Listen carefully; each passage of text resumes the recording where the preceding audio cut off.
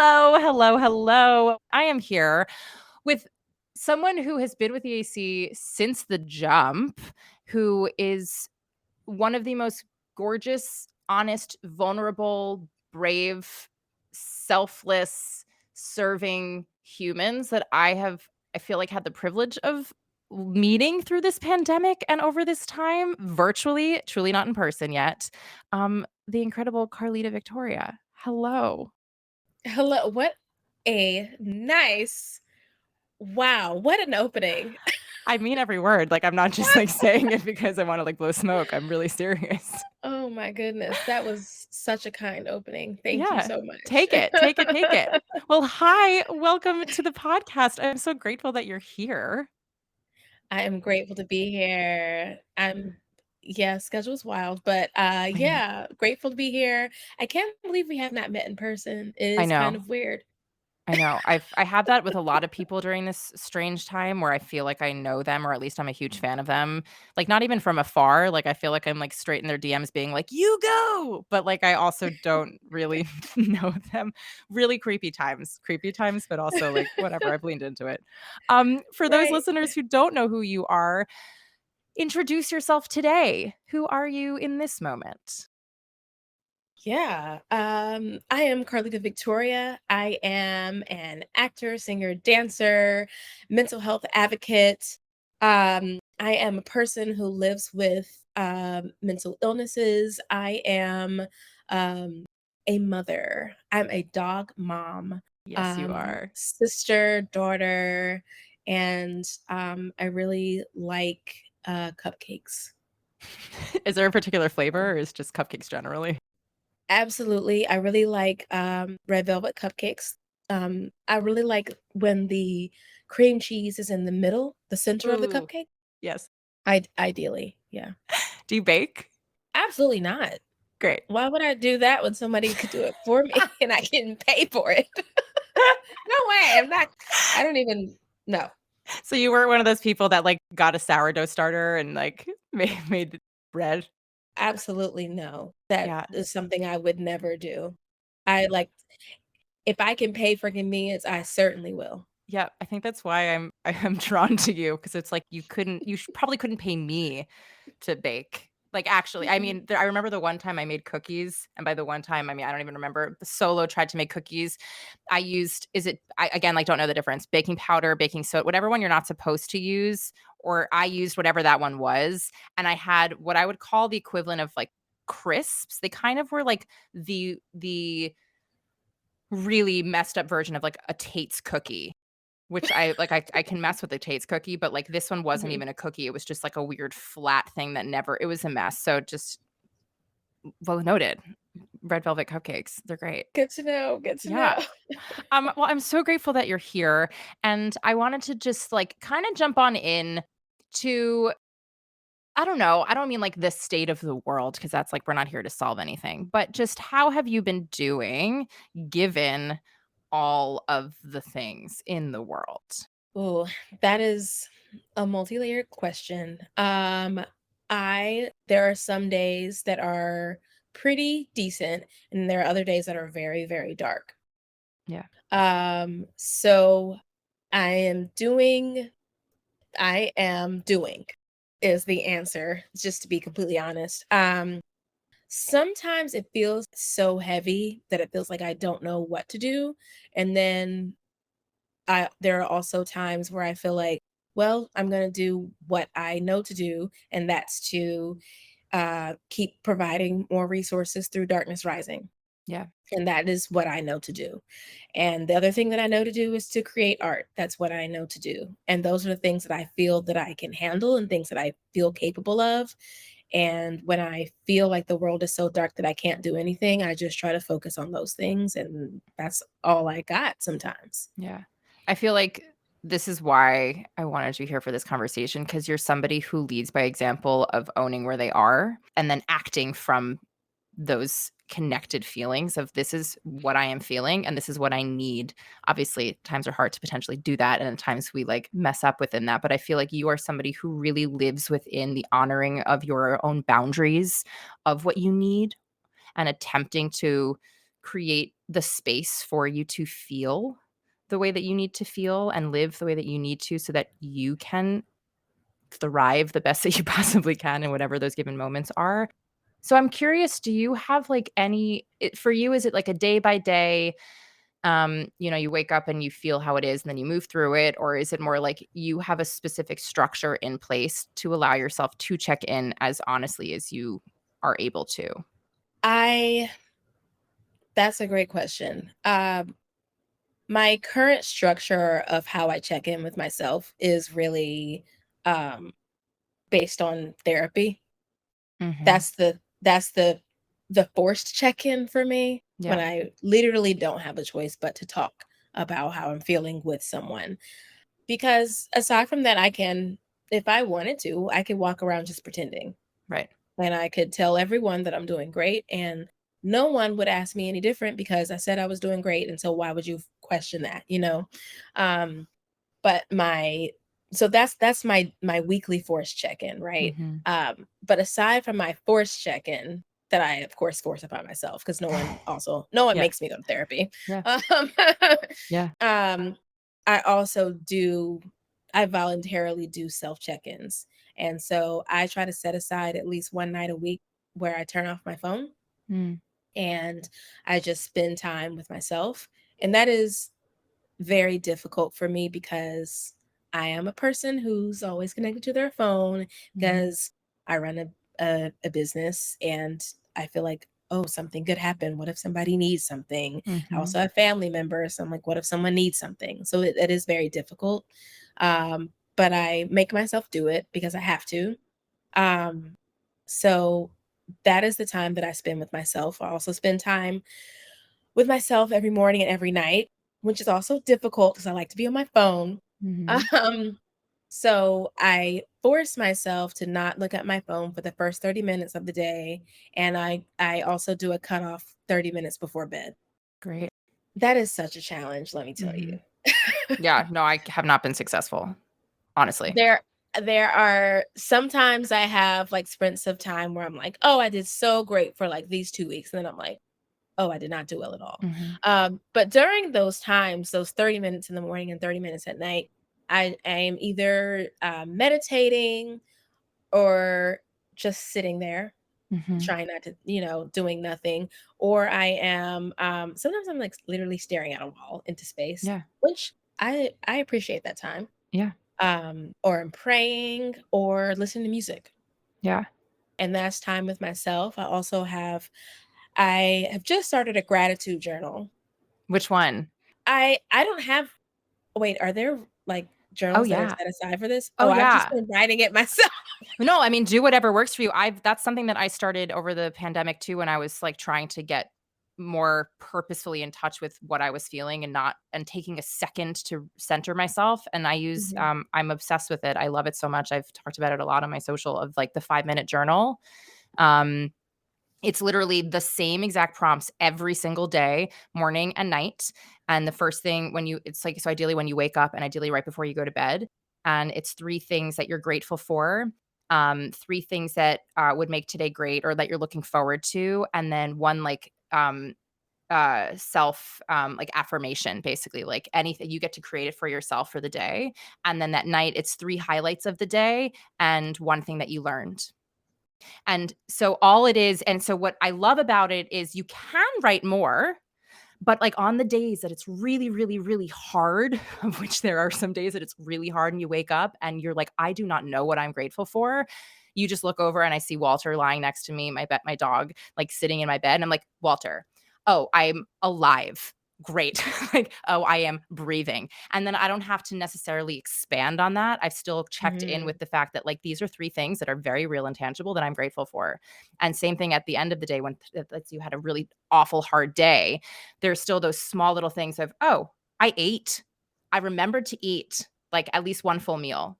Or, "I took a shower. Look at me." Or, "Hey, I, remembered to turn my light off when I left the house," or whatever, you know what I mean? And so there's just, like, Yeah. this purposefulness of checking in that I love about that particular journal. I know people have other ones that allow them to free form write a little bit more, but I don't know, that one's I love that one. I that one sounds a lot better than what I'm doing, which is just writing on my own. Yeah. I I mean, would love prompts, yeah.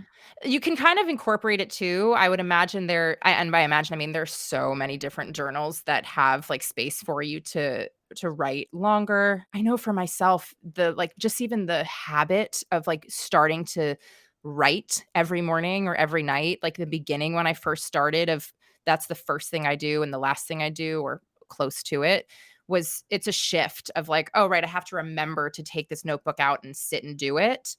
And that shift to even purposefully sitting and writing was a huge adjustment, and then sticking with it every day. And I think Mhm, because they're such short little ones, I was able to make it the consistent habit about it. And they talk about that too in the beginning about how this is like it's scientifically proven thing about like the habit of doing it without it being. I don't know if I believe in habits necessarily because that feels forced, but just like the science around sticking with something for so long and trying to make your body and mind and spirit and everything like know to do that. I think it's really I love it. yeah. I love that. Yeah. I'm gonna Okay, alright, I need the link to that, so Yes, I'm absolutely. Maybe we'll put in the show notes. I will. great. You're welcome, 5-minute journal, intelligence change, I think is what it's called.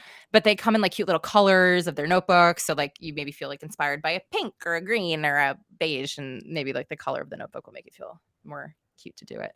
Um, I love all of that. And frankly, staring at a blank wall, I would imagine allows your brain to do what it needs to do without the distractions of things, so you can probably clear Yeah. out or move things around in a way that you're not actually distracted by other stuff. Mhm. So, I think that that's a wonderful practice. Thank you for sharing that with us. I feel like I wanna talk more about what prompted you to I know we're bouncing around, but I swear there's a reason. That what prompted you to start Darkness Rising? Talk to the listeners about what it is and then the journey to creating that, because I feel like it's all intertwined with this idea of mental health as we're beginning to talk about. Yeah. So I'm the executive director of Darkness Rising and the founder. And Darkness Rising is a 501(c)(3) Black mental health nonprofit, and we provide direct resources, direct mental health resources to the Black community. And the reason why Darkness Rising was created was because I was, and still am, going through a lot of difficult, dark areas in my life. And a lot of it was undiagnosed. My own mental illnesses were at that point undiagnosed. And I was spending a lot of time just blaming myself Mhm. and not reaching out to find out what could be going on. And I was hiding from people and from things and avoiding things. And I was in a show and at a really great point in my career, but I didn't feel happy and I felt very empty and in a very dark place. And I started to reach out for help and I found it extremely difficult to find a therapist. Mhm. I found it difficult to find a therapist that I identify with. It was really, really hard to find a Black therapist. A Black woman therapist was even harder. There was just so many barriers, and Mhm. then barriers with insurance and how do I even begin the process of finding a therapist and just all of these barriers. And I was in such a dark place, and I was like, I'm 2 seconds from giving up at any Mhm. moment now. I'm like gonna be done with this whole thing, and I'll just say it's just done. Um, and I was like, there's no reason why it should be like this. And I had come to a place where I was in such a dark place that I wanted to end my life. And no one wanted to see me. No therapist wanted to take me on. They didn't want to help me because they said that I was a liability. And I was shocked at how quickly they turned me away. And it took months, I mean, months and months for me to find someone who would see me. Mm. And I thought a lot of people wouldn't even make it to this Yeah. next month. I was shocked that I survived that long. Yeah. Um, and honestly, I only survived that long because I was like, well, at least I'll go do my show tonight. I don't want to let my cast down, you Mm. know? And that was all that I felt like I had. I had a very strong support system with my family and my friends, but I didn't tell any of them. And so they didn't know. So, so I just told myself that I was alone and that no one was going to help me. And so I didn't want to reach out for help because when I kept trying, I kept getting turned away. Um, Months later, I finally did start seeing a therapist.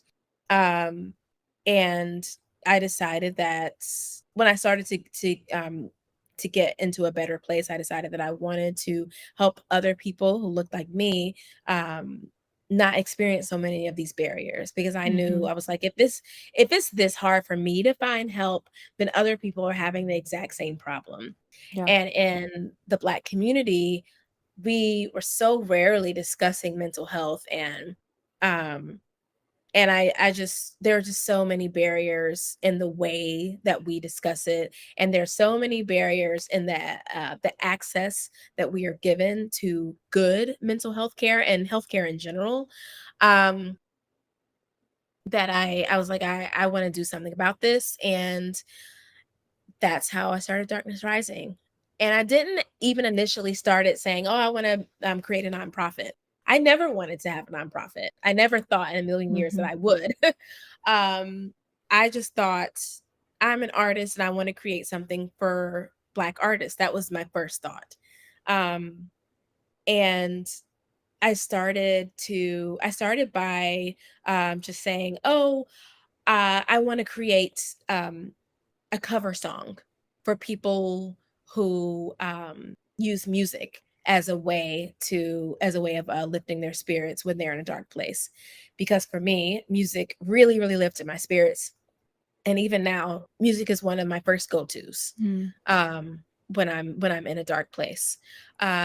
So I would find myself listening to some of the same songs over and over again and I'm sure a lot of us do that. Yeah. We have like this is like my playlist. This is my breakup playlist.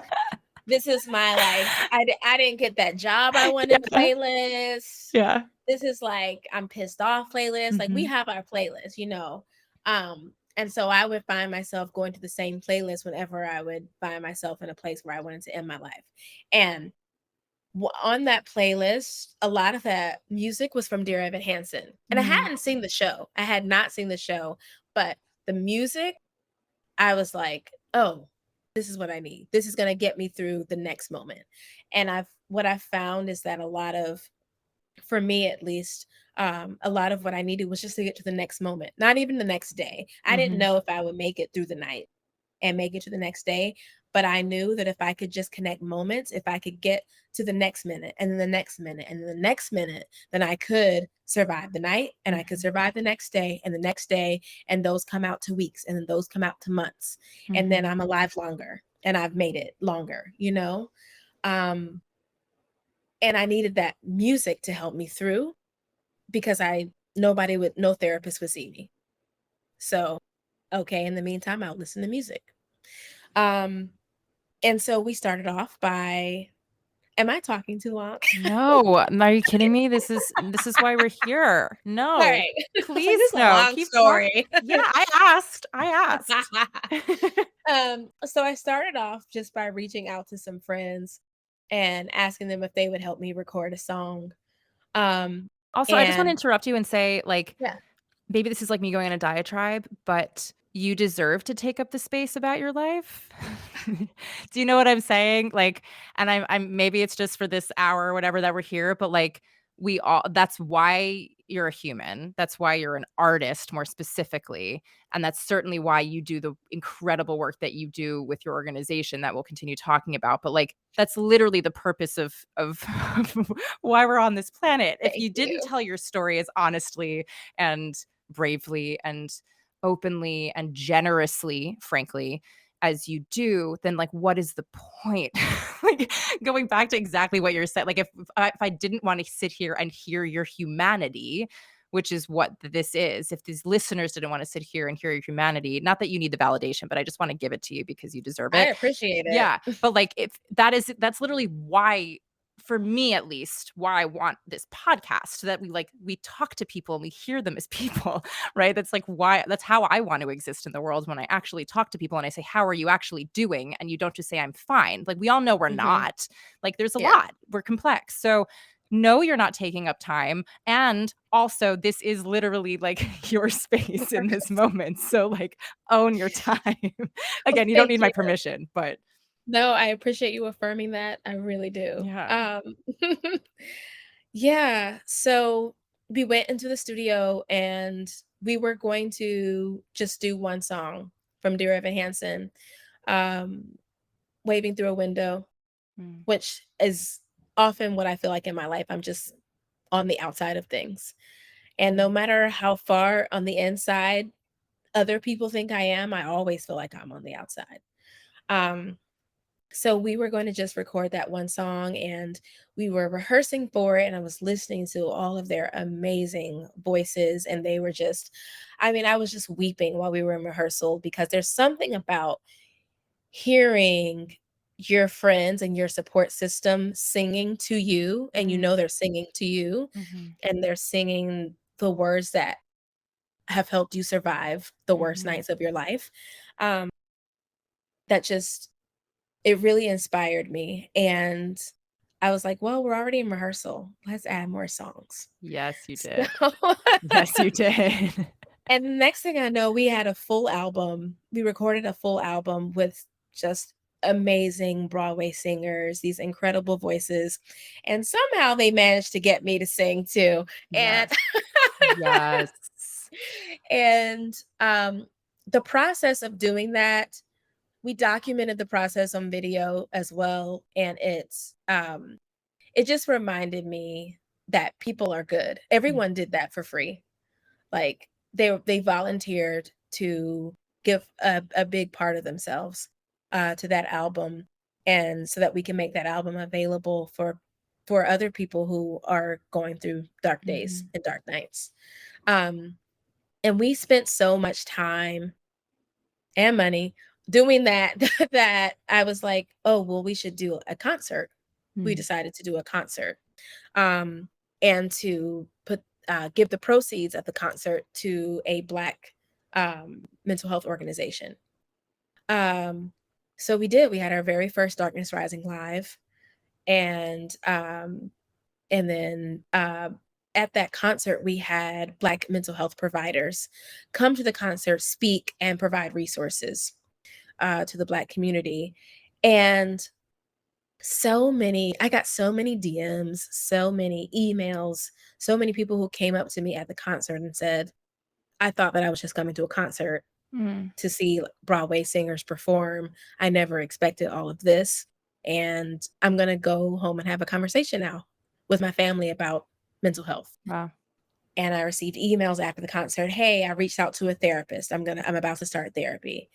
So many and other questions. Hey, do you have any other resources for us? Do you have suggestions for a therapist that I can reach out to? Are you familiar with any databases? Just a lot of questions, and I realized that there was this huge need in our community and that a lot of us don't know where to begin.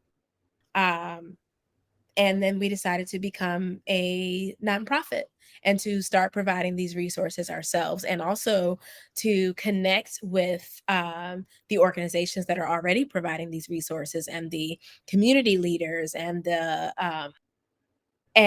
mental health providers that are already providing these resources and to start these genuine partnerships so that we can provide resources. And we are now 5 years later. We're celebrating our 5-year anniversary. Whoop, Yes. Oh my god, whoop. congratulations. Thank you. And we are a 501(c)(3) nonprofit, and we have partnered with a wealth of amazing organizations that provide direct mental health resources. And now we provide our own direct mental health resources. We provide resources like the Help Me Find a Therapist program, where we connect Black people to Black therapists. All of these resources are free. We now have the Rebuild program, which is a program for BIPOC, formerly incarcerated people, to connect them to BIPOC therapists, and we also pay for their therapy. Mm, And that is only we're only able to do that with donations and grants that we've been given. Now we can pay for therapy. Therapy is so expensive, yeah, and that's why most people it's a barrier. Um, I wouldn't be able to afford therapy were it not for my therapist giving me a huge discount. Shout out to her. yeah. Um, and now I can afford therapy, but a lot of people can't. So we just started creating these resources because we realized people we can't just do this alone. We need Yeah. other people and we need a sense of community and we need to keep these resources free. Y'all, the work that Darkness Rising is doing is incredible. Also, you just had like a dating mixer recently. Like y'all are doing all the things. So I just want to this obviously Darkness Rising will be linked in our show notes, but do yourself a favor and check out the work that they're doing and support in whatever way that you possibly can, just because it really is so beyond mission based, and truly from a purpose of serving. And thank you for sharing so openly about your story and the origin of it, because it's clear that it exists because of something that's so personal to you. And therefore it's not surprising to me that you're 5 years into it in the best way possible. And some of these grants that you've gotten and the people who have shouted y'all out are just wildly awesome. And it's just great to see you thriving and getting the recognition, and the organization getting the recognition that it so deserves because of the work that it's doing. I wanted to ask, for those people, for example, who are either not part of the Black community, or don't necessarily have, say, health insurance in general if they are Black, like how does one begin that process of the conversation, in terms of, if you find a therapist, how do you ask them for, say, sliding scale, or is that a thing? Or if you are not someone who could perhaps use the resources that you provide, where else can they look? The twofold. Yeah, absolutely. So the first step um, to finding a therapist is to ask yourself what kind of therapist you're looking for. So, my first suggestion would be to spend some time with yourself and asking yourself, um, what do I need in a therapist? What am I looking for out of therapy? And it's also possible you may not be able to answer those questions. Mhm. Also, fine. That shouldn't stop you. That shouldn't stop you from seeking a therapist. Um, in terms of people who do not have insurance, my first suggestion would be to reach out to therapists and ask them if they do sliding scale, and many do. Um, I suggest for people who are not Black and or not BIPOC, who aren't necessarily able to use Darkness Rising's resources, I would suggest going to psychologytoday.com. And on Psychology Today, you can filter. There are so many filters where you can put in exactly what you're looking for in terms of, would you like for them to be able to serve the LGBTQIA community? Are you looking for someone who speaks a certain language?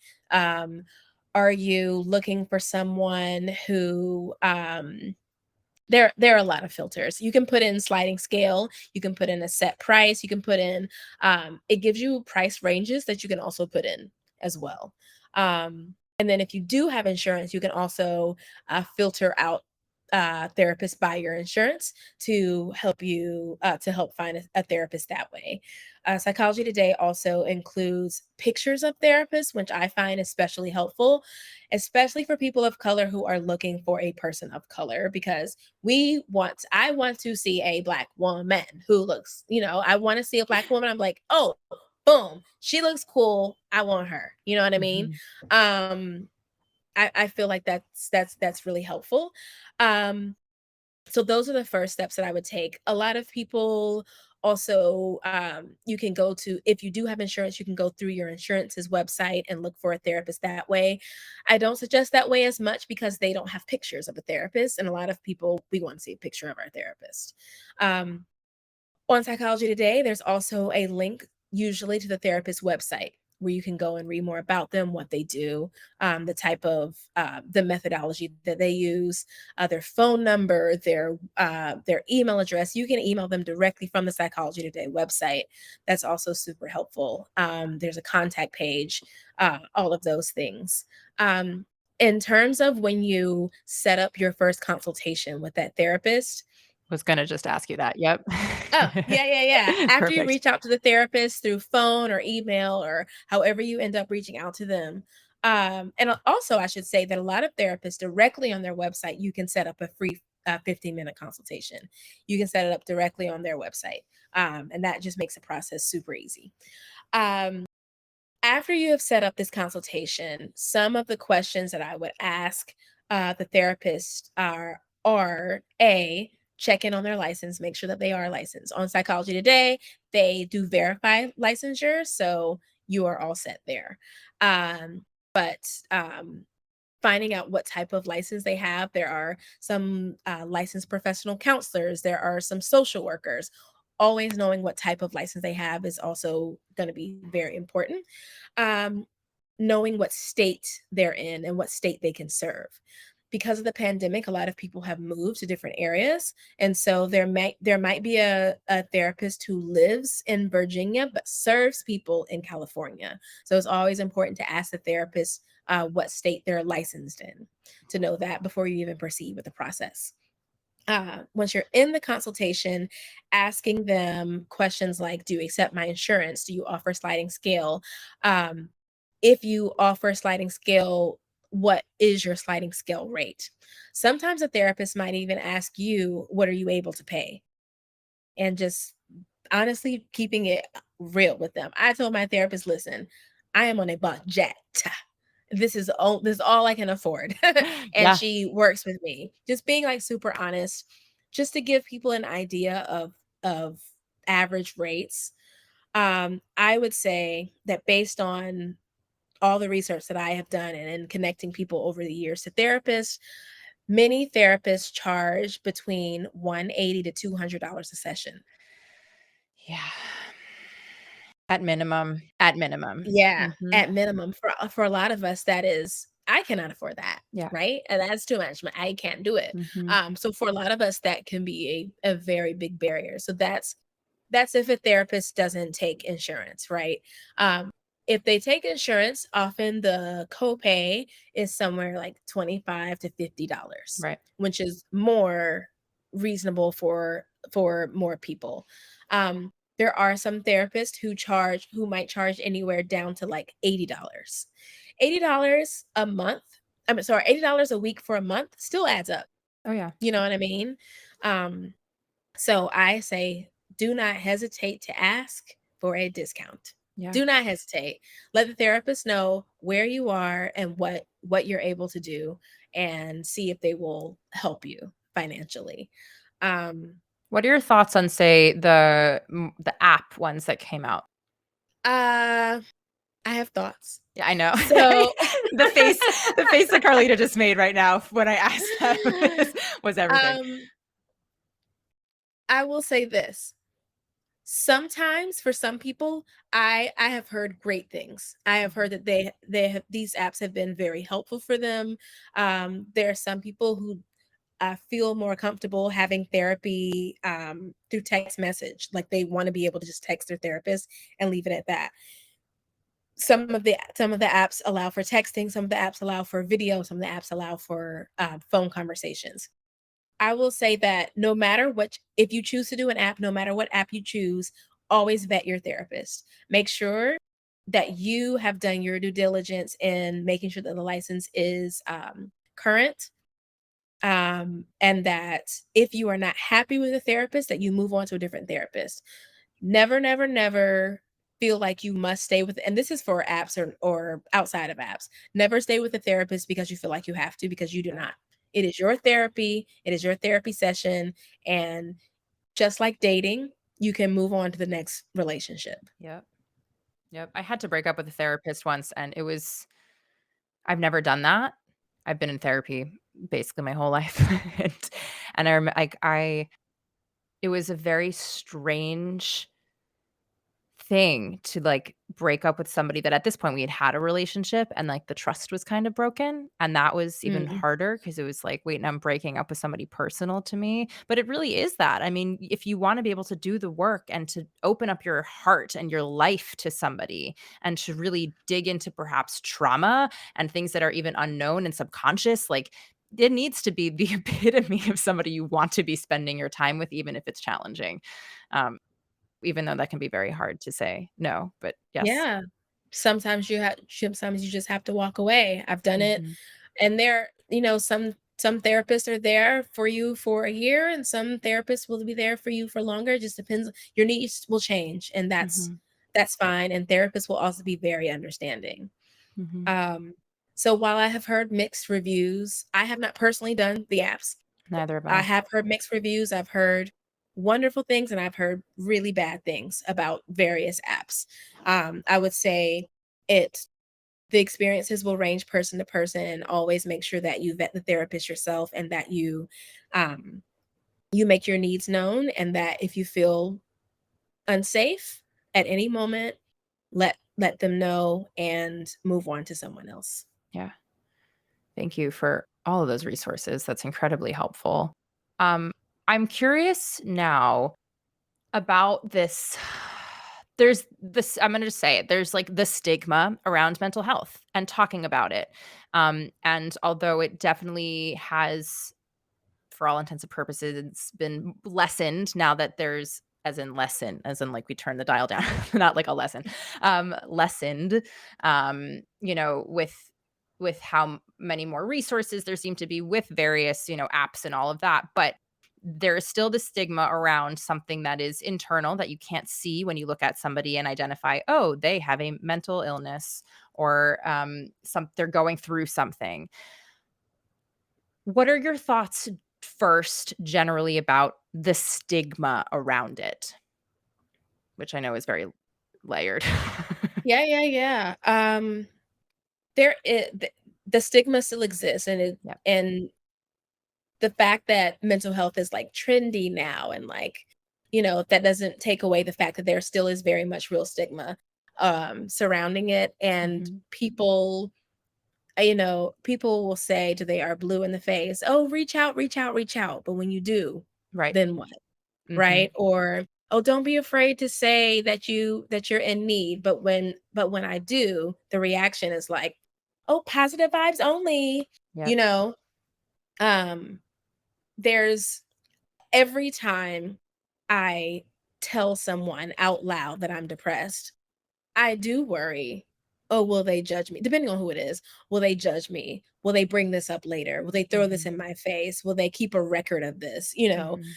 Um, Me talking about my mental illnesses publicly was terrifying Right. because I know there's public records of them, and Mhm. that if something were to ever happen to me, if I were to ever have a run-in with a police officer, if I end up dead for some God reason, will forbid. they say, yeah, God forbid, will they say, "Oh, well, she has a history of mental illness, so," Mm. you know, um, will I be taken seriously? Well, I always have to wonder those things. So I Mhm. have to make it very clear that if I ever have a run with the police, you can be 100% guaranteed that I did not kill myself. Like, I have to make that very clear because I don't ever want for for anyone to be able to say, "Well, she had a history of mental illness, or she might have." No, she did not. Um, I also have to wonder, will this change how, casting for me? Will people not wanna Yeah. hire me? Well, that's my Will next they be question. You can feel it, you can feel into it, like how this perhaps impacts you as an artist or in the artistic sphere and creating and all of that too with said stigma. So yeah, keep going. Yeah. I often wonder those things, and then I eventually just decided I'm gonna do what I'm gonna do, and it is what it is. But I do always wonder because I remember I was on a contract one time, and I had not been diagnosed at this time, but I had a castmate who had been diagnosed with a mental illness, and she shared that with the cast, and she said that she didn't have access to her medicine. And I heard one of our other castmates say, "Somebody get her crazy pills quick." Oof. And I'll never forget that. I will never forget that they said that. And I thought to myself, "Hmm, that's." I was like, "Don't call them crazy pills." I was like, "This Mhm. person has become vulnerable with us and let Right. us know that she doesn't have access to her medicine. and today is a rough day for her.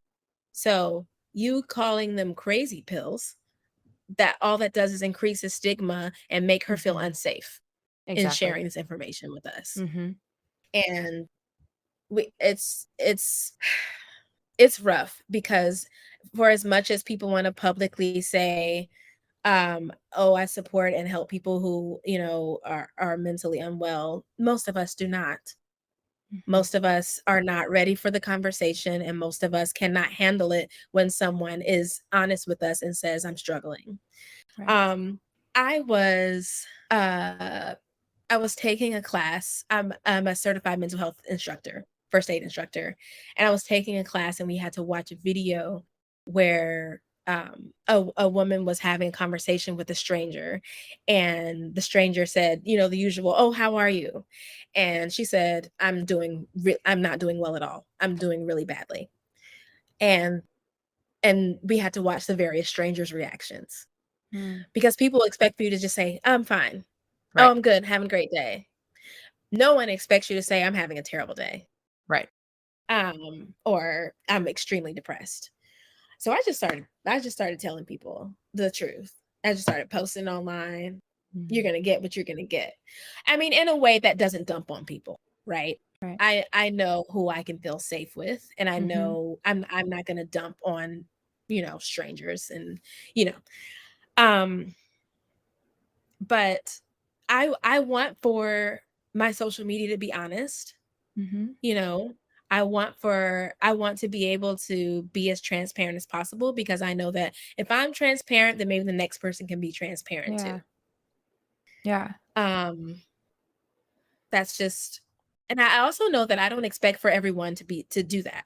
I don't expect I have friends who I know have mental illnesses, and I don't expect for them to go online and post, "I have a mental illness." Everybody doesn't have to do that. It's what I've Mhm. chosen to do.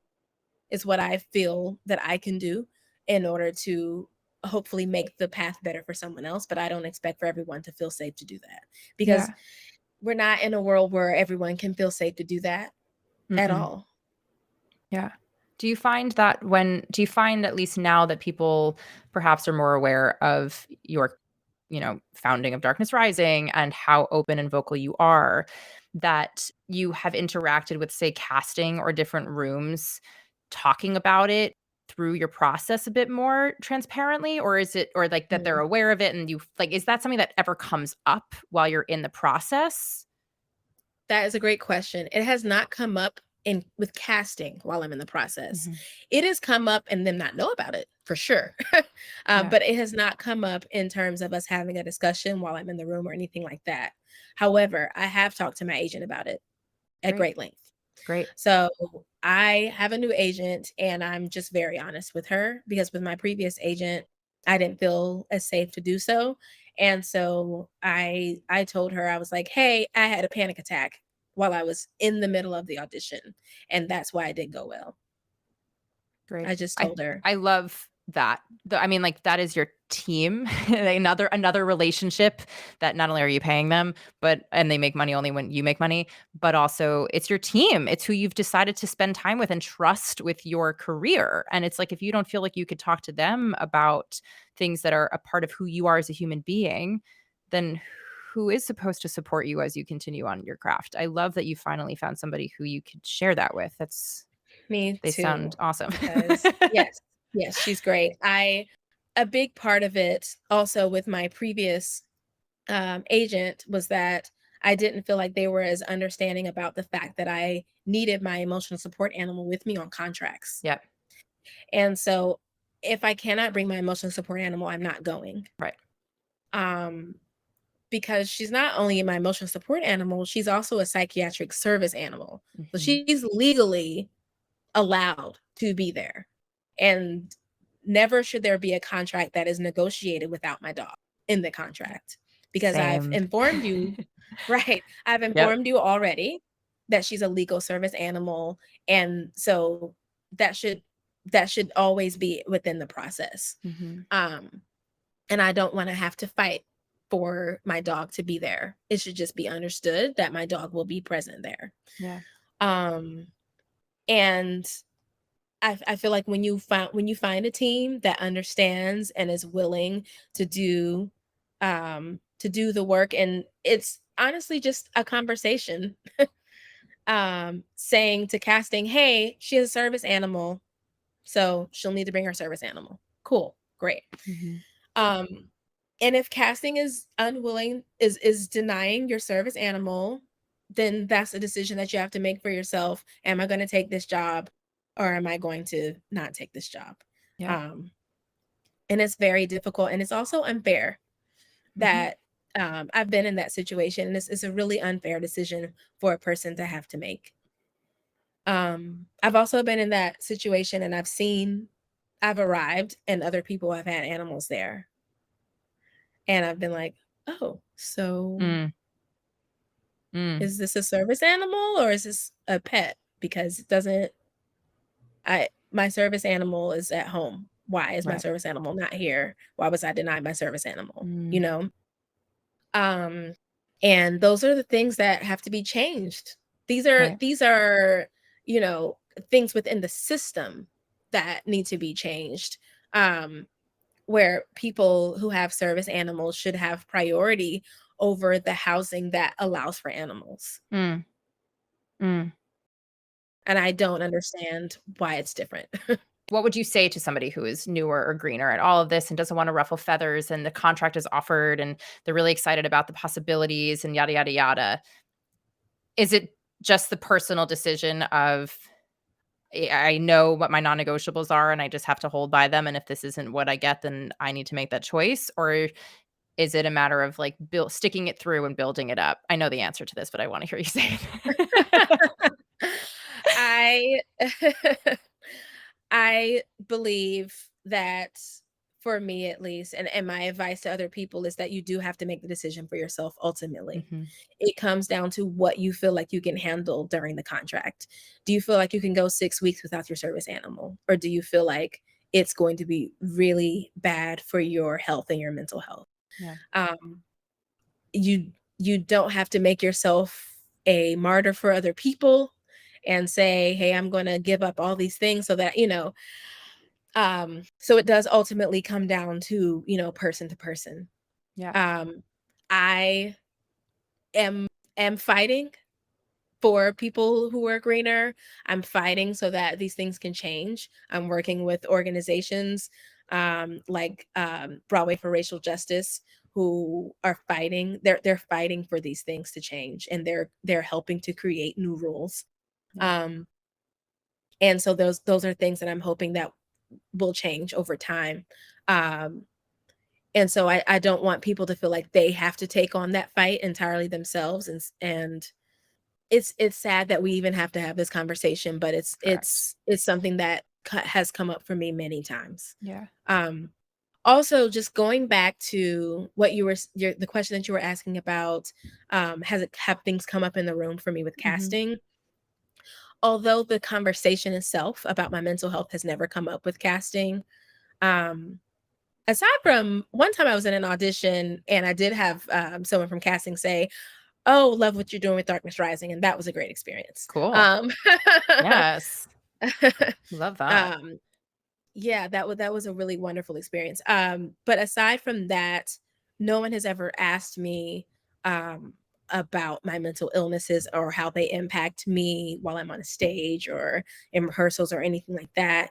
I have had many times panic attacks while in the room, in the middle of a song.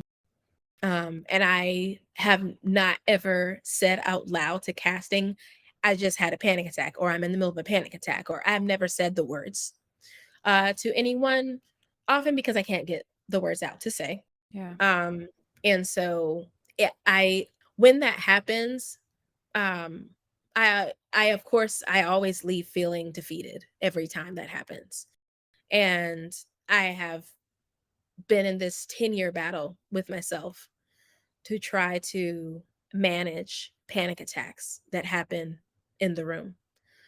Um, so that because I don't want to leave feeling disappointed in myself or feeling like it was my fault or feeling like because I know that I have mental illnesses and I can't sit around blaming myself and telling myself, Carlita, it's your fault that you had a panic attack because you didn't A, B, or C. Mm. Um, and I don't want that to be my story of me blaming myself. Um, so what I've done is I've arranged my team of my therapist, my agent, my support system, um, and have tried to create this pathway for myself to try to give myself the best possible route to an audition that I can feel proud of, no matter if I book the job or not. I love that. I love that. Um, and a lot of that right now is medication. Mhm. I'm now on I'm on an audition medication Like a beta that blocker type of I'm on audition? a Like, beta blocker. Yep, yes, we okay. I'm on a beta blocker that I can't take for dancing because it can impact the way I dance, but I do take it right before I go sing. So what I do now is I'll go in, I'll dance. After I dance, as soon as I dance, I'll pop that beta blocker in. It takes about 20-30 minutes. And this is, of course, in hopes that we're not going straight into sing. But even Mhm. if we're going straight into sing, I'll pop that beta blocker in anyway. I hope that it works fast. Or it works after the fact and you're feeling all right after, no matter what, you've Exactly. won, yeah. Exactly. Period. Um, so yeah, I'll pop the beta blocker in and it will give me a sense of calm. Mhm. Um, I have also tried CBD oils. Yeah. I've also tried CBD gummies. Mhm. So I know a lot of us are, for me, it's been this 10-year like, let's try and see if it works. Let's try it and see if it works. Let's try meditation, see if it works. Let's try, let's try a new audition routine, see if that works. A new morning routine, a new after audition routine, and just plotting the points and seeing connecting the dots and seeing what is the best possible Yeah. process for me because it's going to be different for all of us. And it doesn't necessarily change. I mean, I'm either going to get the job or I'm not. Yeah. But what I want is I want to walk away from the audition and feel like I feel good about what I did and I feel Mhm. at peace about what I did. That's what Mhm. I want. I want to feel at peace while I'm in the room. I don't want to feel antsy and like I'm freaking out. I want to feel at peace in the room and I want to feel at peace when I leave the room. Those are my goals. I love that. I love that. Um, as we wind down our time, I can talk to you forever. As we wind down our time, is there a piece of advice or something that you want people to know about, or maybe like you wish that you knew when you were maybe starting out about perhaps any of the topics that we've talked about, which we've bounced around a little bit, but any of the things we've talked about today? I wish that I had known how powerful I was. So Mm, my advice to other people starting or 10 years in is never forget how powerful you are and never forget that what you have nobody else has. amen. Amen. Thank you so much for, again, how open and honest and vulnerable and brave and giving and generous you are as a soul and as a person and as an artist. And um, I'm hopeful that people listen to this and channel their own inner power of that within themselves and begin to feel more confident to share as openly as you have. Um, I'm so grateful for the ways in which you've been a part of EAC the whole time thus far, and hopefully going forward. And I cannot wait to continue uplifting you and Darkness Rising in whatever way we can. Um, Thank you for all of this. What is within your boundaries the best way for people to reach you or stay in contact with you or your organization? First, thank you so much. My I'm very pleasure. grateful. The best way to reach us is through our website, darknessrisingproject.org. You can also email us at info@darknessrisingproject.org. If you have an idea for resources that we should include on our website, you can find links where you can send us resources and send us ideas. Um, Following us at Darkness Rising Project on Instagram and Facebook, and on Twitter at Dark Rise Project. We would love to be in community with you. So please join the conversation on social media as well. We would love that. We do have wellness workshops, monthly wellness workshops, and they're always free. Everyone is invited to those, and we would love to see your face there as well. Darkness Rising Live is coming up this summer. Yes. Be there. It's going to be amazing. So please stay tuned for news about that too. Amazing.